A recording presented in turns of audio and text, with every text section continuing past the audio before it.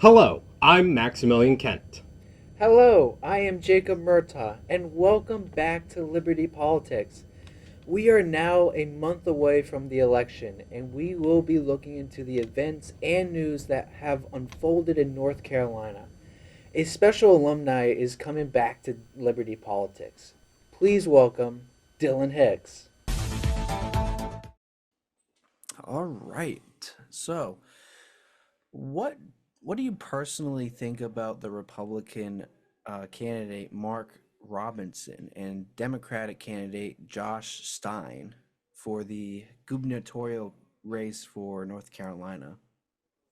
I'll be honest, I'm not particularly fond of either of them. I guess it's not a real surprise given my libertarian stances, but I would say Robinson kind of speaks for himself, for better or worse.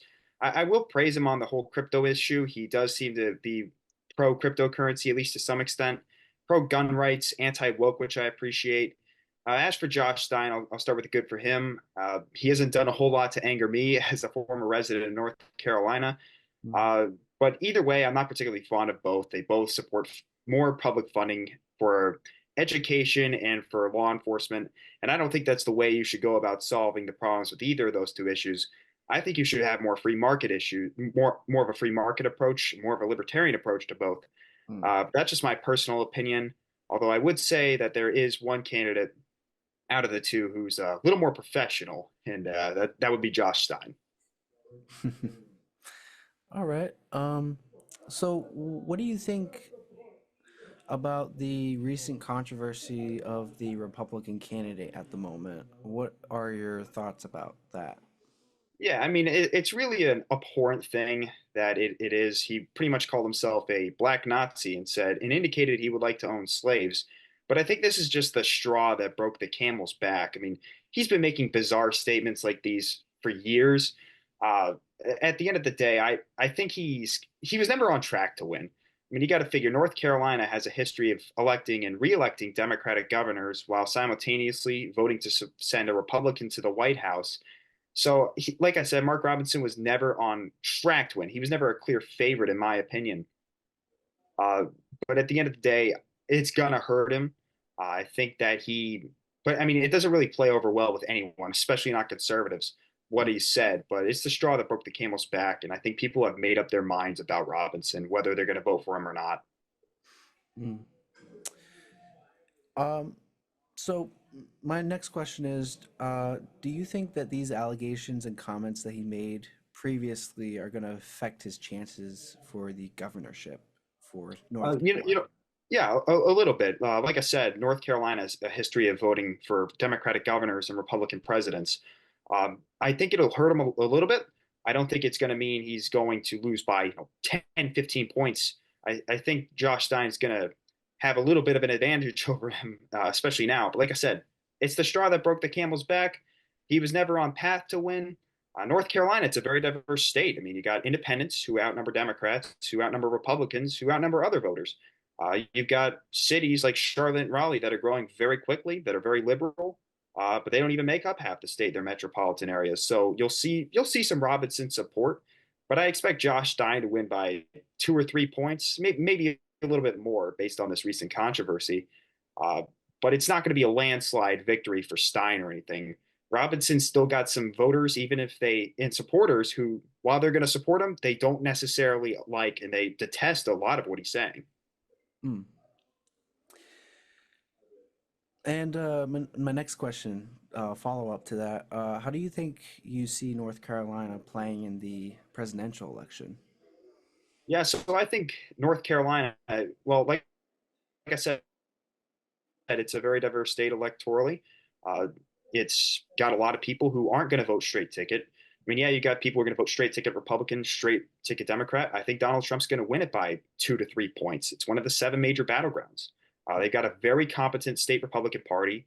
Joe Biden nor Kamala Harris are very popular in the state. At the end of the day, I see Donald Trump winning the presidency for at least for North Carolina. He's going to win the 16 electoral votes there. But I also see a split ticket in North Carolina. I think Elaine Marshall, our Secretary of State, is going to hold her seat. She's a Democrat. Steve Truxler is going to hold his seat. He's the Commissioner of Agriculture. He's a Republican. I think Trump will win. I think Josh Stein will win because people have made up their minds about these candidates long ago, or they are currently making their minds up about these candidates as they go, especially for Josh Stein and Kamala Harris. But I think you'll see a split ticket once again. Mm. And finally, we wanted to check up on you and catch up and see how you were doing so far. What have you been working on since you've graduated, and you pursuing any sort of career paths at the moment? Yeah. So, thank you.